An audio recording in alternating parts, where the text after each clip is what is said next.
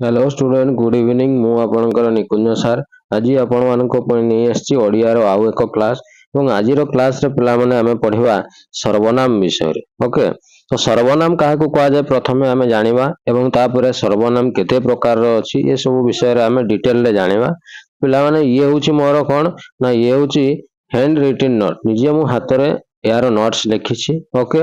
तो नोट्स रू आम को पढ़ा और भल से बुझा ओके। जदि वीडियो भल लगे निश्चित आम चैनल को सब्सक्राइब करेंगे ओके।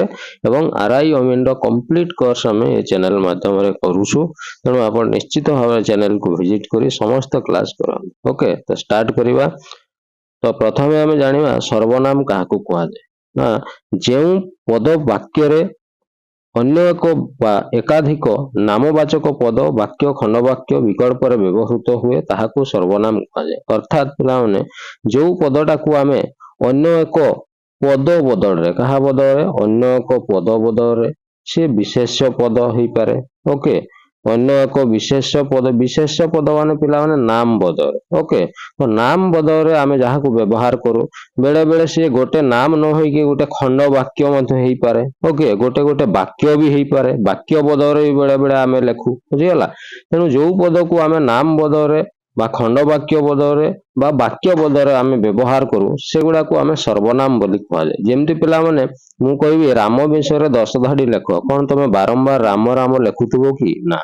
तो आम कौन करवा प्रथम वाक्यर केवल राम लिखा और तापर आम राम बदल कौन लिखा ना राम बदल आम लिखा से। तेणु से को आम गोटे कौन बोली कहबा सर्वनाम बुझीगला। तो से जिनसा को ही मुझे डेफिनेशन माध्यम लिखिदे उदाहरण गोटे नहीं कौन ना मधु जीवन सारा सत कही मधु जीवन सारा सत कही ये गोटे वाक्य। सेकेंड रे कौन लिखी देख एबे से कहले पिला माने एठी काहा को बुझाउछि मधु को। तेणु मधु बदल आ मधु मु बारंबार लिखु ना मधु बदल कौन लिखा से। तेणु आम से को गोटे कौन कहबा सर्वनाम। जीवन सारा सत कही तापर मु लिखी एबे से ताहा ही कहब ताहा ही कहा पाए लगी पिला माने ना सत सत पाई एठी आमे व्यवहार करिछु कोन ताहा ही अर्थ सेटा सत को बुझाउछि बुझीगला। तेणु ये गोटे पिला माने कोन हबो सर्वनाम हबो ओके। तो जानी हला सर्वनाम का को कहा जाए एठी मु किछि सर्वनाम लिखिछि देख मु तू से आमे आपण निजे ये हला निज किए जेमिति सेमिति ताहा कौनसी एमिति यहा जहा जीए सीए एगुड़ा सब गोटे गोटे कौन ना सर्वनाम ओके। नेक्स्ट आग को बढ़िबा। नेक्स्ट अछि पिला माने कौन सर्वनाम रो प्रकार सर्वनाम केते प्रकार रो अछि। तो सर्वनाम पिला माने देखो ना टोटाल देखा जदि 7 प्रकार सर्वनाम केते प्रकार अच्छी ना 7 प्रकार सर्वनाम अच्छी ओके। तो आम गोटे गोटे डिस्कसन करवा। प्रथम अच्छी व्यक्तिवाचक सर्वनाम बा ताकू पुरुषवाचक सर्वनाम कह जाए है। तो व्यक्तिवाचक सर्वनाम माने पिला माने ता ना रु ही तो हमको बुझा पड़ जाउछि कौन ना जदि आम जन व्यक्तिंकर बदल किछि लेखुछु बा जने व्यक्तिंकर नाम बदल जदि आम किछि लेखुछु ताहले ताकू आमे कौन कहबा व्यक्तिवाचक सर्वनाम कहबा ओके। जेमती मु उदाहरण नहीं मु आमे तू तुमे से माने एगुड़ा व्यक्ति मानक बदल आमे लेखु तेणु एमानंकु आमे कौन कहबा व्यक्तिवाचक सर्वनाम बोली कहबा बुझीगला। तो व्यक्तिवाचक सर्वनाम पुणी 3 प्रकार अच्छी प्रथम पुरुष द्वितीय पुरुष तृतीय पुरुष। प्रथम पुरुष सर्वनाम क्या कहबा ना मु आमे आउ आम्भे माने ए 3टा को आमे कौन कहूचु ना प्रथम पुरुष ओके। पिला माने निश्चित तुम इंग्राजी रे मध्ये पढुथबो first person second person third person okay. तो ताकू ओडिया रे कहा जाउची प्रथम पुरुष ओके। तो प्रथम पुरुष सर्वनाम भाव रे काकू ना मु आमे बा आमे मानकु प्रथम पुरुष सर्वनाम कहा जाए है।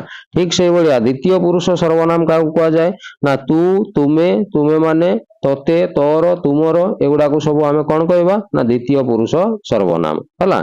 विशेष करी तुमे है तुमे को आमे विभिन्न प्रकार लिखि पारबा तू लिखि पारबा तुमे माने लिखि पारबा तोते लिखि पारबा तोर तुमर एमती लिखि पारबा।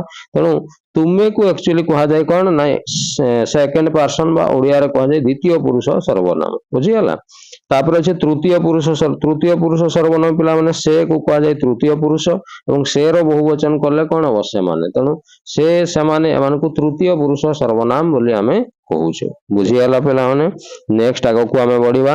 ନେକ୍ସଟ ପ୍ରକାର ସର୍ବନାମ ଅଛି କଣ ନା ନିର୍ଦ୍ଦେଶ ବାଚକ ସର୍ବନାମ। ନିର୍ଦ୍ଦେଶ ବାଚକ ସର୍ବନାମ କାହାକୁ କୁହାଯାଏ ନା ବିଶେଷ ପଦର ବିକଳ୍ପରେ ଦୂର ଓ ନିକଟ ନିର୍ଦ୍ଦେଶ ସୂଚକ ଦୂର ବା ନିକଟକୁ ନିର୍ଦ୍ଦେଶ କରୁଥିବ ହେଲା। ତ ଯୋଉ ସର୍ବନାମ ଗୁଡା ଦୂର ବା ନିକଟକୁ ନିର୍ଦ୍ଦେଶ କରୁଥିବ ସେମାନଙ୍କୁ ଆମେ ନିର୍ଦ୍ଦେଶ ବାଚକ ସର୍ବନାମ କହିବା। ଯେମିତି ଦୂର ଜିନିଷକୁ ଆମେ ଯେତେବେଳେ ନିର୍ଦ୍ଦେଶ କରୁଛୁ ସେତେବେଳେ ଆମେ କଣ କହୁ ସେଇଟା, ସେଇ, ସେହି, ତା, ସିଏ, ସେଇଗୁଡ଼ିକ, ସେଗୁଡ଼ିକ, ତାହାର ଏଗୁଡା ସବୁ ଆମେ ବ୍ୟବହାର କରୁ କି ନାହିଁ। ତେଣୁ ଏଇମାନଙ୍କୁ ସବୁ ଆମେ କଣ କହିବା ନା କଣ ନିର୍ଦ୍ଦେଶ ବାଚକ ସର୍ବନାମ। ସେମିତି ନିକଟ ବା ପାଖ ଜିନିଷକୁ ଆମେ ଦେଖେଇଲା ବେଳେ କିଛି ଆମେ ବ୍ୟବହାର କରୁ ସର୍ବନାମ ଏ, ଏହା, ଇଏ, ଏହାର, ଏଗୁଡ଼ିକ, ଏହିଗୁଡ଼ିକ ଏଗୁଡାକୁ କୁହାଯାଏ କଣ ନା ନିକଟ ଜିନିଷକୁ ଦେଖେଇବା ପାଇଁ ଏମାନଙ୍କୁ ଆମେ ୟୁଜ କରୁ। ତେଣୁ ଏମାନଙ୍କୁ ମଧ୍ୟ ଆମେ ଗୋଟେ କଣ ନା ନିର୍ଦ୍ଦେଶ ବାଚକ ସର୍ବନାମ ବୋଲି କହିବୁ। ବୁଝିଗଲା? ନେକ୍ସଟ ଆଗକୁ ବଢିବା। ନେକ୍ସଟ ଅଛି ପିଲାମାନେ ପ୍ରଶ୍ନବାଚକ ସର୍ବନାମ। ପ୍ରଶ୍ନବାଚକ ସର୍ବନାମ କାହାକୁ କହିବା ନା ଯେଉଁ ପ୍ରଶ୍ନସୂଚକ ପଦ ଗୁଡିକ ନିର୍ଦ୍ଦିଷ୍ଟ ଉତ୍ତର ଉଦ୍ଦେଶ୍ୟରେ ଯେଉଁ ପ୍ରଶ୍ନସୂଚକ ଶବ୍ଦ ଆମେ ବ୍ୟବହାର କରିବା ଏବଂ ସେ ପ୍ରଶ୍ନସୂଚକ ଶବ୍ଦର ନିଶ୍ଚିତ ଗୋଟେ ନିର୍ଦ୍ଦିଷ୍ଟ ଉତ୍ତର ଆସୁଥିବ। ବୁଝିଗଲା? ତ ସେମାନଙ୍କୁ ଆମେ ପ୍ରଶ୍ନବାଚକ ସର୍ବନାମ କହିବା। ଯେମିତି କିଏ, କଣ, କେଉଁଠି, କାହା, କେହି, କାହାକୁ, କାହାର ଏଗୁଡା ଗୋଟେ ଗୋଟେ ପ୍ରଶ୍ନବାଚକ ସର୍ବନାମ ଏବଂ ଏଇ ସମସ୍ତଙ୍କର ଉତ୍ତର ଯଦି ଆମେ ଖୋଜିବା ଗୋଟେ ନିର୍ଦ୍ଦିଷ୍ଟ ଉତ୍ତର ହିଁ ଆସିବ। ବୁଝିଗଲା? ତେଣୁ ଏମାନଙ୍କୁ ଆମେ ପ୍ରଶ୍ନବାଚକ ସର୍ବନାମ ବୋଲି କହିବା। ବୁଝିଗଲା? ନେକ୍ସଟ ଆଗକୁ ବଢିବା। ନେକ୍ସଟ ଅଛି ପିଲାମାନେ ସମ୍ବନ୍ଧ କାରକ ସର୍ବନାମ। ସମ୍ବନ୍ଧ କାରକ ସର୍ବନାମ ଅର୍ଥ କଣ ନା ଯିଏ ସମ୍ବନ୍ଧ ତିଆରି କରୁଥିବ। ବୁଝିଗଲା? ଦୁଇଟା ଶବ୍ଦ ଭିତରେ ବା ଦୁଇଟା ଖଣ୍ଡ ବାକ୍ୟ ଭିତରେ ଯିଏ ସମ୍ବନ୍ଧ ତିଆରି କରେ ତାକୁ ସମ୍ବନ୍ଧ କାରକ ସର୍ବନାମ ବୋଲି ଆମେ କହିବା ବା ତାକୁ ଆପେକ୍ଷିକ ସର୍ବନାମ ବୋଲି ମଧ୍ୟ କୁହାଯାଏ। ଇଏ ବି ପିଲାମାନେ ମନେ ରଖିବ। ଓକେ? ଯେମିତି ଯାହା ତାହା, ଯେତେ ସେତେ, ଯେଉଁପରି ସେହିପରି, ଯାହାର ତାର, ଯେ ସେ, ଯିଏ ସିଏ, ଯେମିତି ସେମିତି, ଯେସା ତେସା, ଯାହାର ତାହାର ଏ ସମସ୍ତଙ୍କୁ ଆମେ କଣ ଏମାନେ ସମ୍ବନ୍ଧ ତିଆରି କରିବା ପାଇଁ ବା ପରସ୍ପରକୁ ଅପେକ୍ଷା ରଖିବା ପାଇଁ ଏମାନଙ୍କୁ ଆମେ ବ୍ୟବହାର କରୁ। ତେଣୁ ଏମାନଙ୍କୁ ଆମେ ସମ୍ବନ୍ଧ କାରକ ବା ଆପେକ୍ଷିକ ସର୍ବନାମ ବୋଲି କହିବା। ବୁଝିଗଲା? ମୁଁ ଗୋଟେ ଏଠି ଉଦାହରଣ ମଧ୍ୟ ନେଇଛି। କଣ ଉଦାହରଣ ଅଛି ନା ପ୍ରଧାନ ଶିକ୍ଷକ ଯାହା କହିବେ, ପ୍ରଧାନ ଶିକ୍ଷକ ଯାହା କହିବେ ଅନ୍ୟ ଶିକ୍ଷକ ତାହା କରିବେ। ଓକେ? ତ ଏଇଠି ଦେଖ ପିଲାମାନେ ଦେଖିପାରୁଛ ଯାହା କହିବେ, ଯାହା, ଅନ୍ୟ ଶିକ୍ଷକ ତାହା। ତେଣୁ ଯାହା ତାହା, ତେଣୁ ଏଇ ଦୁଇଟା ଶବ୍ଦ ଅଛି ବୋଲି ସେମାନେ ଏମାନଙ୍କୁ କଣ କରୁଛନ୍ତି ନା ଅନ୍ୟ ଶିକ୍ଷକ ଏବଂ ପ୍ରଧାନ ଶିକ୍ଷକଙ୍କୁ ସିଏ କଣ କରୁଛନ୍ତି ନା ଯୋଡୁଛନ୍ତି, ସମ୍ବନ୍ଧ ବନଉଛନ୍ତି। ବୁଝିଗଲା? ତେଣୁ ଏମାନଙ୍କୁ ସମ୍ବନ୍ଧ କାରକ ସର୍ବନାମ ବୋଲି ଆମେ କହିବା। ବୁଝିଗଲା? ନେକ୍ସଟ ଆଗକୁ ବଢିବା। ନିର୍ଣ୍ଣାୟକ ସର୍ବନାମ। ନିର୍ଣ୍ଣାୟକ ସର୍ବନାମ କାହାକୁ କୁହାଯାଏ ପିଲାମାନେ ନା ଯେଉଁ ସର୍ବନାମ ପଦ ଦ୍ୱାରା ବିଶେଷ ପଦର ବାକ୍ୟରେ ଯେଉଁ ସର୍ବନାମ ପଦ ଦ୍ୱାରା ବିଶେଷ ପଦର ସଂଖ୍ୟା, ପରିମାଣ, ନିର୍ଦ୍ଦିଷ୍ଟ, ଅନିର୍ଦ୍ଦିଷ୍ଟ, ନିଶ୍ଚିତ, ଅନିଶ୍ଚିତ ଆଦି ବିଷୟରେ ଧାରଣା ମିଳେ।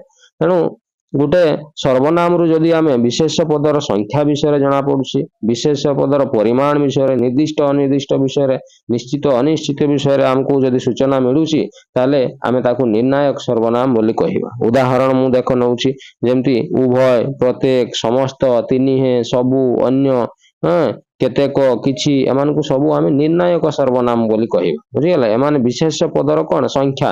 ଉଭୟ କହିଲେ କେତେ ଜଣକୁ ବୁଝାଉଛି ପିଲାମାନେ ନିଶ୍ଚିତ 2 ଜଣକୁ ବୁଝାଉଛି। ପ୍ରତ୍ୟେକ କହିଲେ ଜଣକୁ, ସମସ୍ତ କହିଲେ ବହୁତ ଜଣକୁ, ତିନିହେଁ କହିଲେ 3 ଜଣକୁ। ତ ଏମାନେ ସମସ୍ତେ କଣ ବିଶେଷ ପଦର ସଂଖ୍ୟାକୁ ବୁଝାଉଛନ୍ତି। ବୁଝିଗଲା?